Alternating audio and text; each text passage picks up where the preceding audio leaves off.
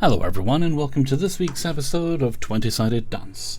First up we have No Recap for You by Triforce Shika 16. So very recently I had a game completely fall apart in a matter of seconds. I'm honestly a bit impressed that it only took the DM saying one thing for everyone in the group to say, "Screw this, I'm out." I'm getting ahead of myself.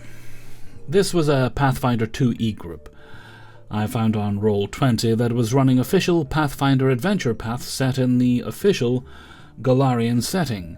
Now I love Golarion as a setting.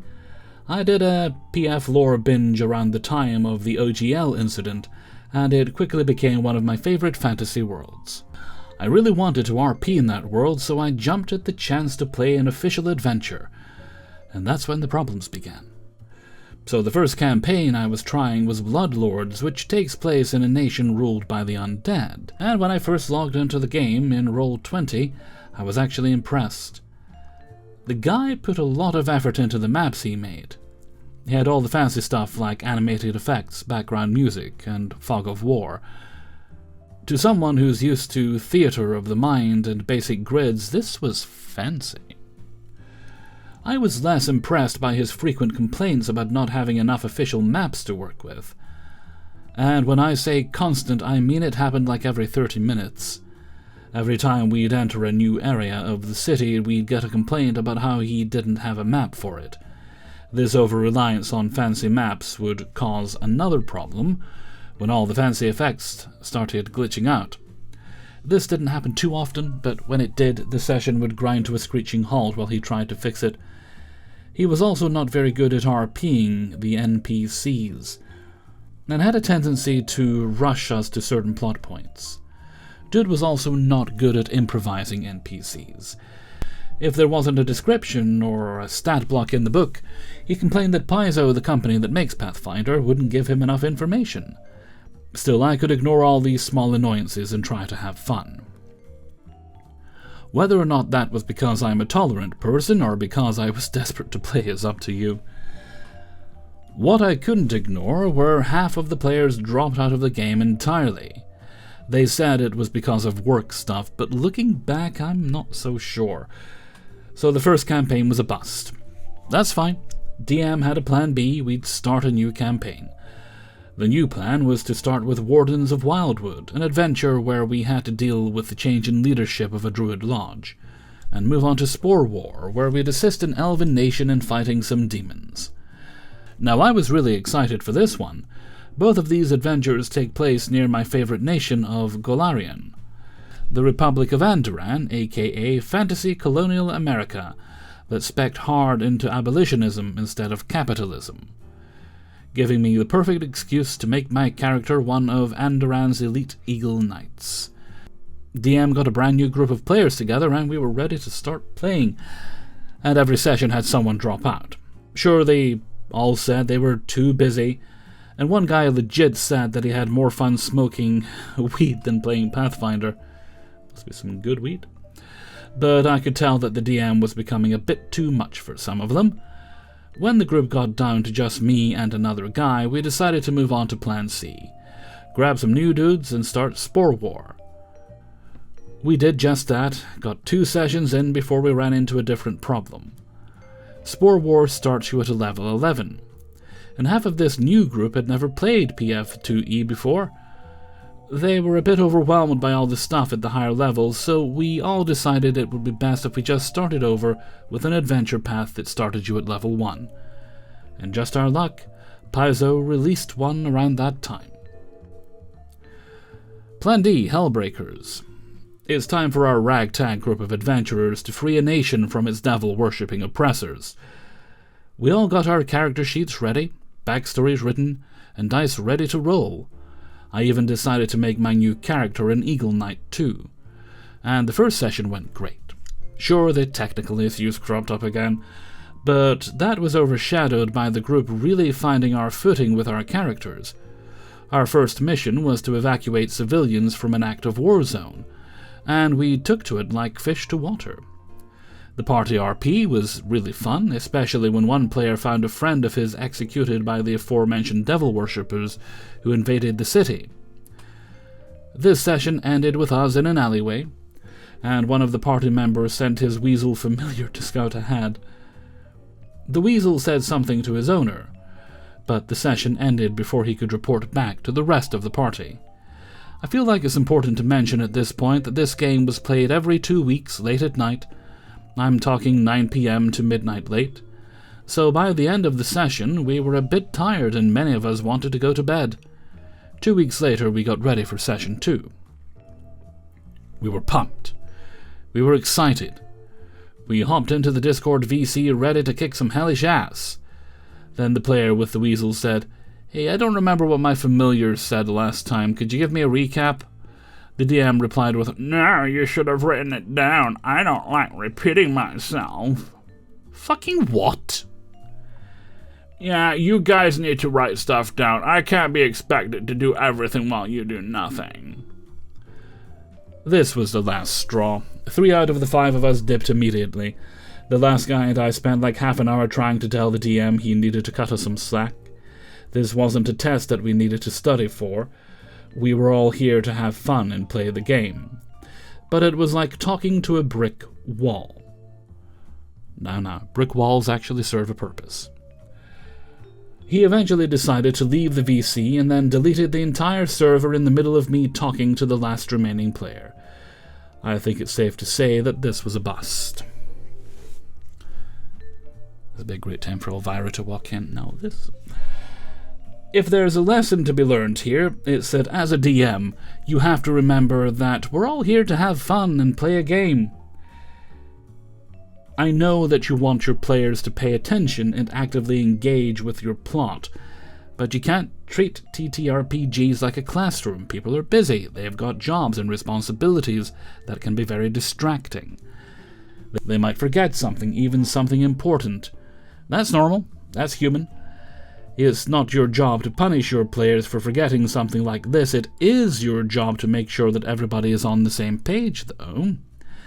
I'm still pretty new to DMing, but even I give a previously on Dragon Ball Z style recap at the beginning of every session. And these recaps are especially important if there are long gaps in between sessions.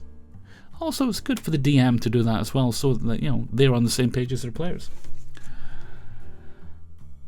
It is a shame that this game fell as flat as it did. I still love Galarian, and really want to play in it. I'm sure my time to be an Eagle Knight will come one day, and when that time comes, I'm going to make sure I won't get rejected when I ask for a recap. Edit, so a lot of you have read my post and thought I was against the idea of taking notes in a TTRPG. That is not true. If it came off that way, that's my fault for not wording myself better. Here's what happened in greater detail. End of session 1, we were walking through the alleyways of this city and came to a fork in the road. We sent the weasel down one way because we heard some voices. The weasel scurried along the rooftop and saw... something. DM made some offhanded joke about what the weasel saw, and we ended the session as he was scurrying back to tell us what he saw. Now 2 weeks later, session 2 begins. It's quite clear that we wanted to know what was down the alleyway, and because the weasel didn't inform the rest of the group, I thought it was reasonable for one of us to ask. What did the weasel see? Especially since many of us, including the player who owned the weasel, were new to PF2E. We did not get an answer despite us literally beginning the session with the weasel returning to the group. I know being a DM is a lot of work and your players taking notes will help lighten the load a bit. Quite frankly, the players should know what's happening and generally what happened in the previous session, and we did. We knew where we were, we knew why we were here, we knew what we were supposed to be doing. All the player asked for was clarification about something the DM only half-heartedly told one player and not the rest of the group, something he'd said he'd do next session. I suppose we were just frustrated at being shut down for asking a simple question. This wasn't some obscure piece of lore from months ago that's just now coming up as a solution to a puzzle. This was the lead-up to the next encounter the DM planned. I'm not for a minute saying that players don't need to take notes, because they should. What I'm saying is that it's okay for the DM to ask for a gentle reminder sometimes. Whew. Story number 2. DM didn't realize how creepy his game was, or maybe I'm just giving him too much credit. By Perdita. Intro. Oh, there's an essay warning. This was my first attempt at playing D&D with strangers online. I replied to a Facebook post about a DM looking for some more players for his game, and was invited to join. The DM specifically mentioned he wanted to recruit some female players, because he had never played in a party with the same number of male and female players, and wanted to try it out. Weird choices. The character building went okay, though I noticed that all the reference pictures he had for women for his homebrew race were very sexualized, with the stereotypical female fantasy armor and all that. First session went pretty good, fighting mimics and solving puzzles.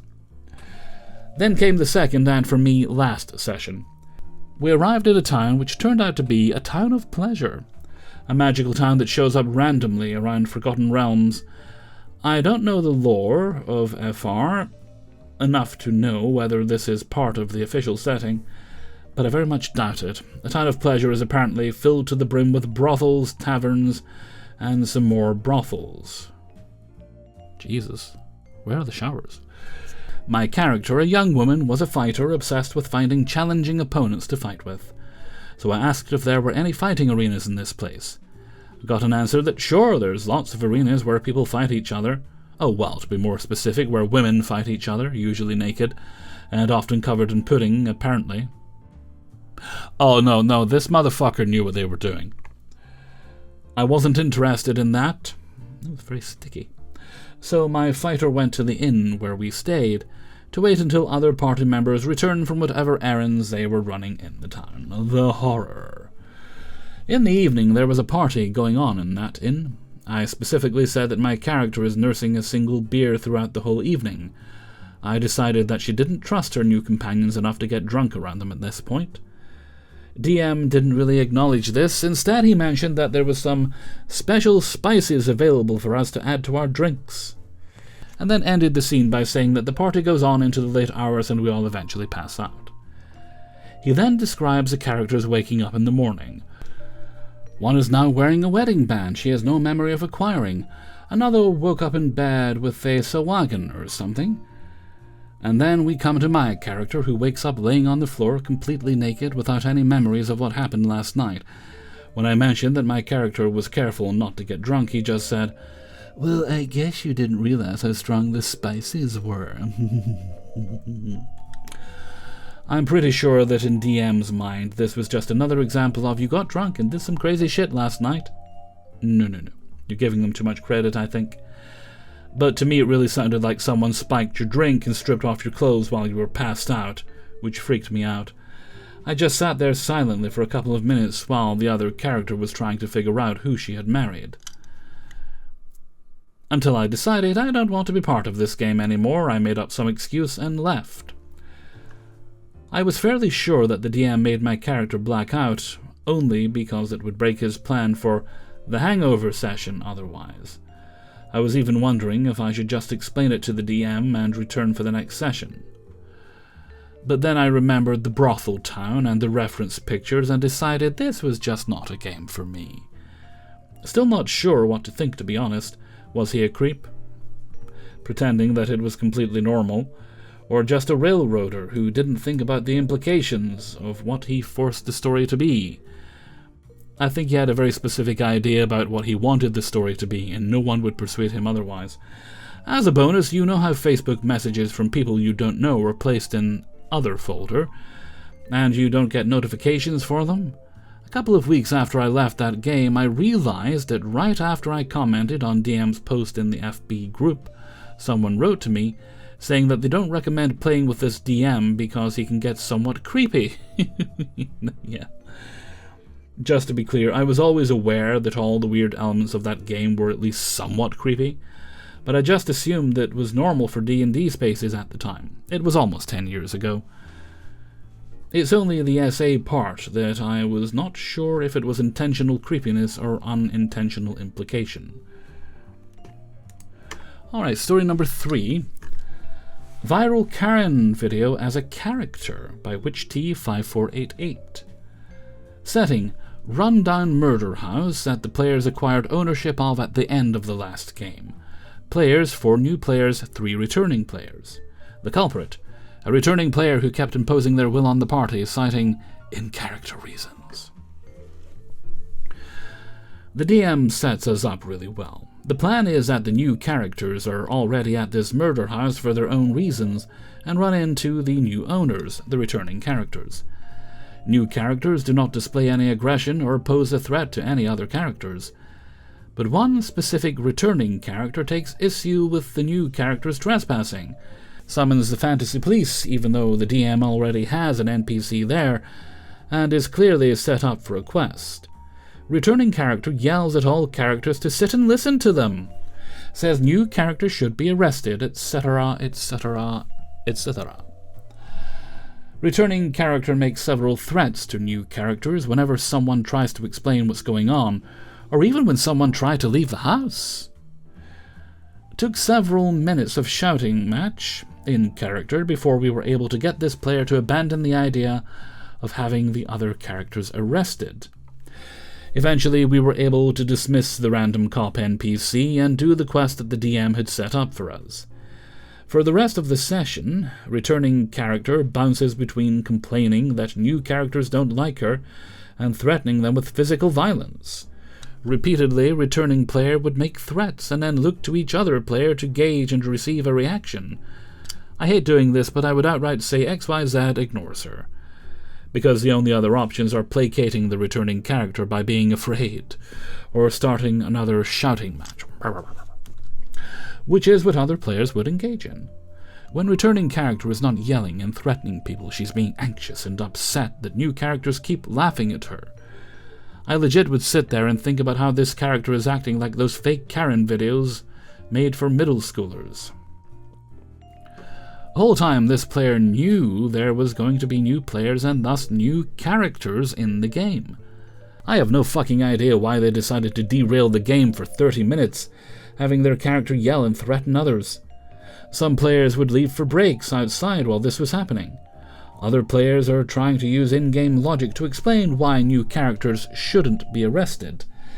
The solution was unfortunately to sometimes ignore this player and steamroll them to continue the session.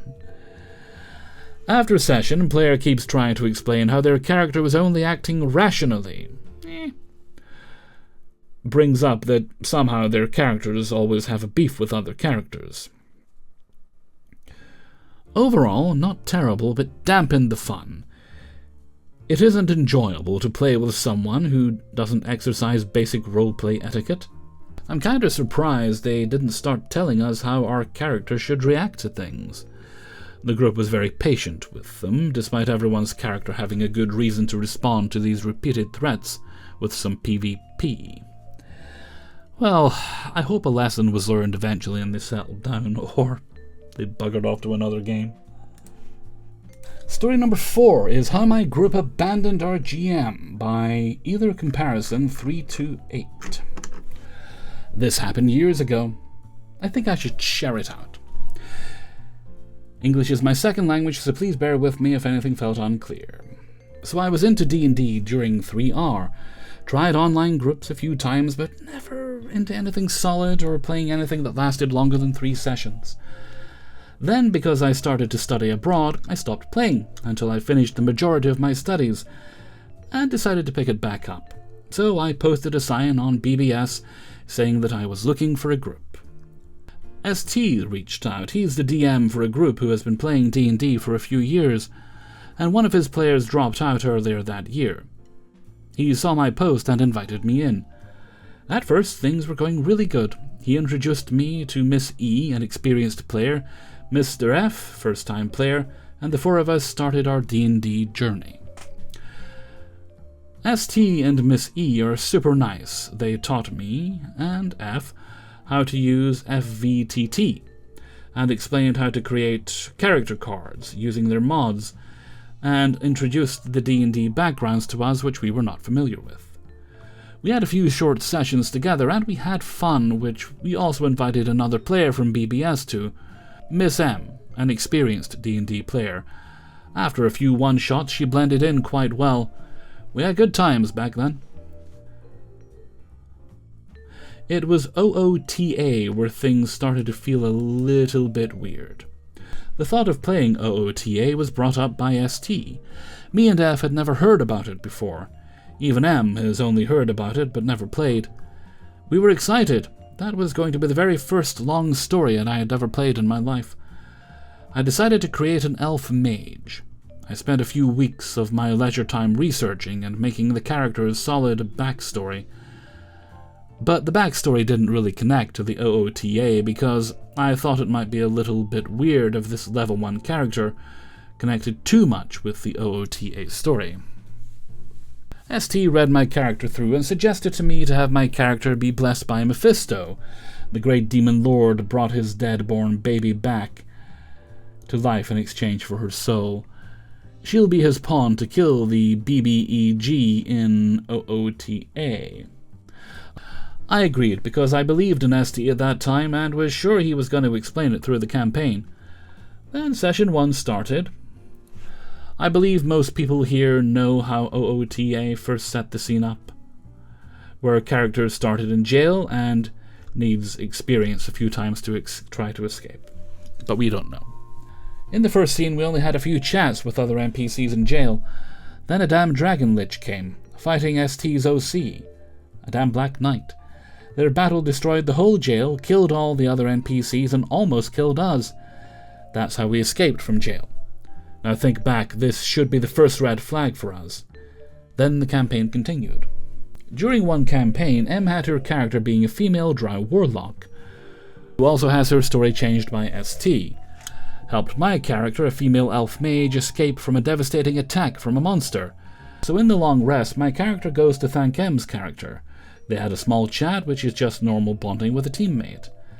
ST suddenly showed up, interrupted our RP, demanding us not to add woke culture in his campaign. It's funny how people can just tell you everything about themselves in a couple of words, isn't it?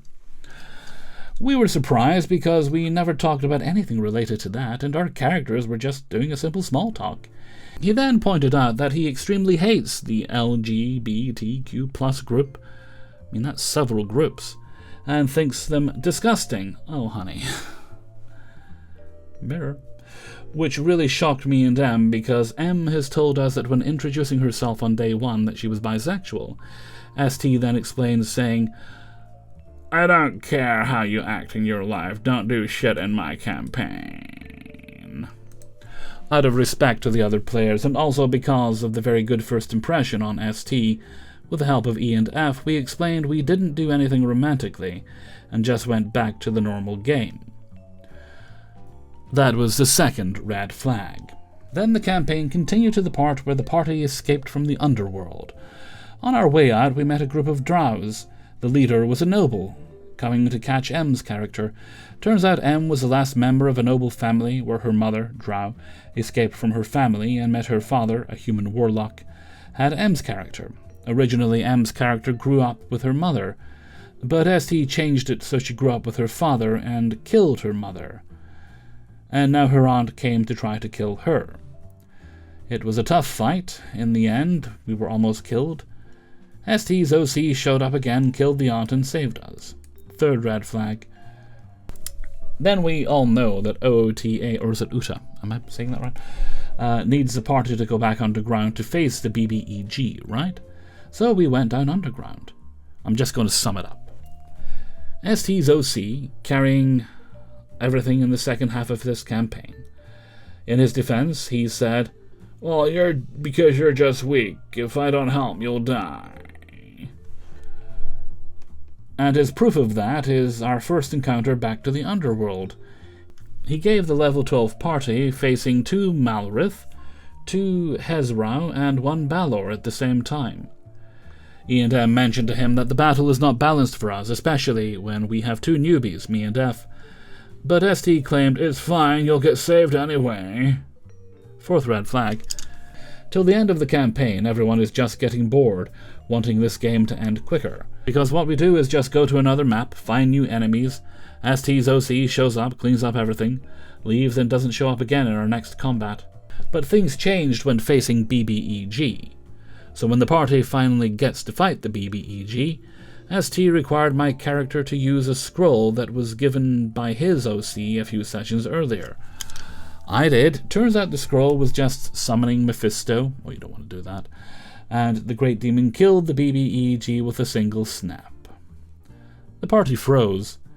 To be honest, we should have left at that point, but like I said, everyone in the group was nice and kind. We talked us through and think we shouldn't break up the table. Maybe just the OOTA being too long and everyone getting bored. The turning point was after a dagger heart ruined by M. After the OOTA, we're back to playing short games. Me and E and M hosting games in turns to make sure everyone has a chance to have fun as a player. F at this point was kind of leaving the game because his work was getting busy. So E invited her in-real-life classmate D, who is also nice and a little bit of a shy guy. Together we run Daggerheart. M is a good GM, but ST on the other hand is not a very good player. They weren't a very good DM either. Has something people call main character syndrome. Yeah. Everything about his character should be special and unique. In his Daggerheart campaign, he created a robot character who looks like a fluffy animal, despite M telling him multiple times that his character won't fit in the campaign, and his RP is just horrible as fuck. Every time his character acts, it will just make everyone feel awkward because it's basically OOC role-playing. Everyone has good reviews for M, but turning silently awkward when ST speaks. After the Daggerheart campaign, one day, me and E and F are chatting in voice chat. They're just talking about some girly stuff and sharing our life. None of us noticed ST entering the channel. Turns out he was there listening the entire time without speaking a single word. We found him listening when I joked around with F about our stories we wrote on AO3. E was then joking, saying that I should write her character's gay marriage and let her commission artworks for them. ST suddenly freaks out in the channel. He shouts on for about 20 minutes on how he hates woke culture and hates us for being gay in front of him. I mean, gay people are flexible, they can do it from any position you like, son. His words are insulting so much that the three of us find it amusing. A guy homophobic like this has played years of D&D with 3 lesbians. He then started a poll, wanting everyone in the channel to vote to see if the channel should ban woke culture completely. He was the only one voting yes. Everyone else in the channel, including F, 5 against 1. He then silently deleted the channel and left. The 5 of us started a new one without him and kept playing as a group until today. We've had some new players join. Everyone is enjoying our weekly games. Stay away from toxic. Enjoy the game only when playing the game.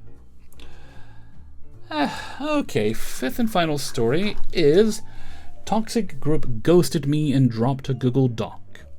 Also used an appropriate adult feeler and weaponized it as a personal attack. By the Christian Dude 101.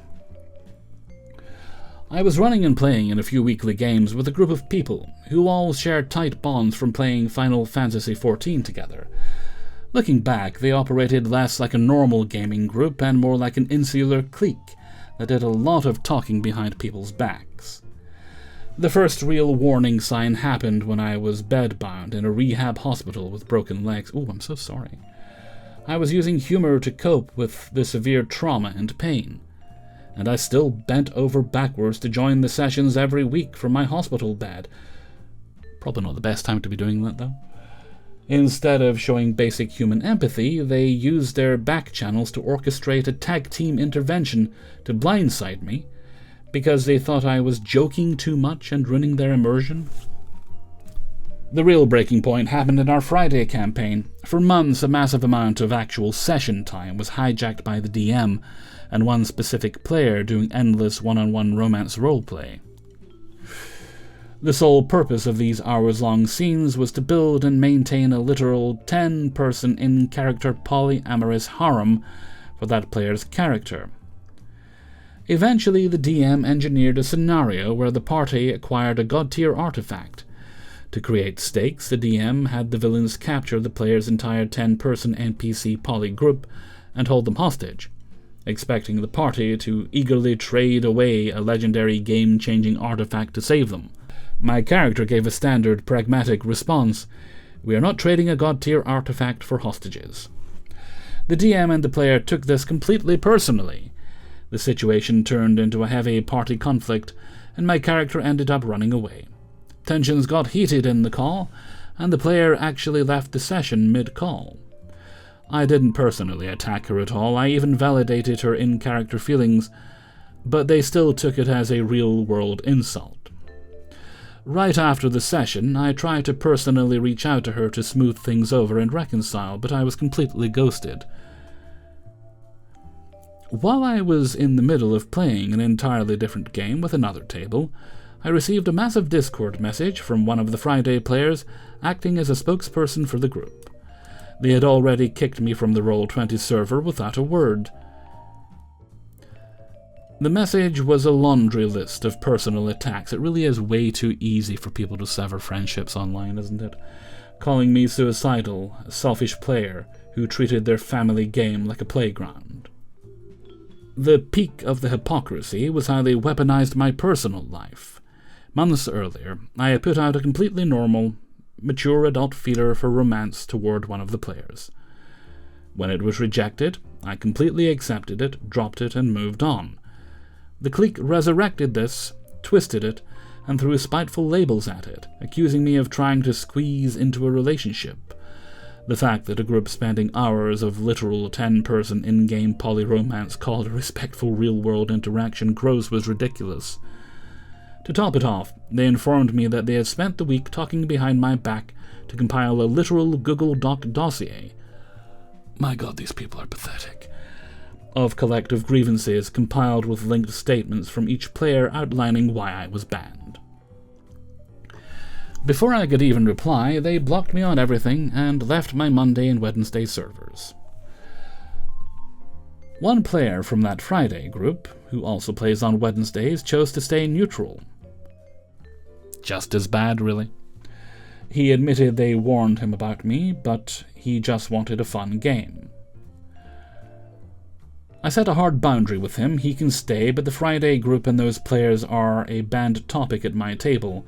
With the rest of the Wednesday players, I posted a message letting them know the clique went nuclear and left. To protect my own mental well-being, we are doing a completely fresh Session 0. The remaining players are keeping their character concepts, and we are retconning and scrubbing away every single piece of lore those old players dropped into the world, so we can move on with a clean slate. For additional context, I was a player and DM for multiple successful sessions, with some or all of this clique. I even DM'd a 5 to 50 max level campaign for a Fabula Ultima game, and had an epic ending. Every single week I would check with the group's stars and wishes at the end of the session and was open to critiques. Everyone enjoyed everything and was having a good time. When the drama happened, they ghosted, and as a clique dropped a hostile Google Doc and banned, kicked and blocked me, without allowing me to defend myself. It's because they don't have a real argument. If they were to let you talk, you might make some good points that deflates their bullshit, using any ammo they could find, when I was willing to reconcile. Well, it's a sad state of affairs, but it really is, but it's something that happens, and you've just got to look at it this way. That's who they were all along, if they're willing to drop you so quickly, and be grateful that it happened when it did, and not years from now, when you had even more time invested in it. Still good people out there, still worth taking a chance and believing in people, but it does suck when it happens. Okay, that brings us to the end of today's video. Recording all done, I have to go edit these now. Big thanks to everyone who allowed me to use their stories. If you'd like to support the channel, you can sign up for my Patreon page, linked in the description. It's kind of pay what you feel. You get early access to all the videos at once on Monday. There's also a link to my merchandise store over on Teespring, as well as my Discord server, my Threads account, and my email is kingofthecities@gmail.com if you need to contact me. And that's everything for now, so until next time, thank you very much for watching, and take very good care of yourselves. I can go down to the living room and turn the fan on.